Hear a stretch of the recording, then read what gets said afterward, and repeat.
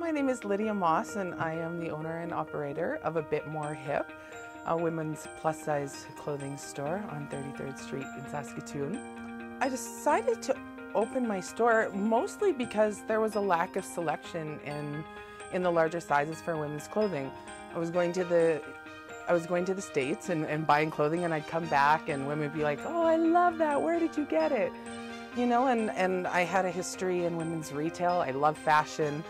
And I was just tired of the options that were available to me, and I also knew that a lot of women were also tired of it, so I thought I would bring some new options to the city. I was actually in an entrepreneurship program, and one of the instructors there had said, "Well, why don't you try Affinity Credit Union microloan program?" So I looked into it and applied, and they, you know, the money is good for anything, which is essentially what I needed. I needed inventory, and that's what I used it for. It blows my mind how quickly it went, you know, because, I mean, essentially you work on your business plan for months and months and months and months, and you know it inside out and you think it's solid, but when you have to present that to a financial institution and have somebody analyze that from an outside perspective.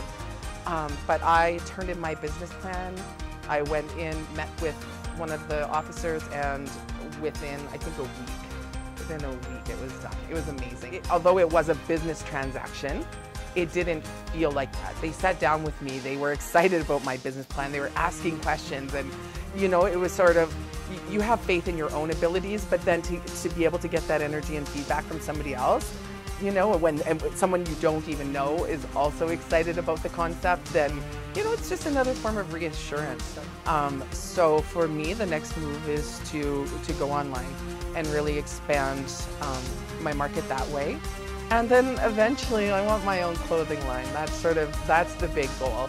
And obviously going online sort of, you know, gives me that visibility and on a global scale, hopefully, and you know, sort of padding it for that clothing line. So that's what's happening.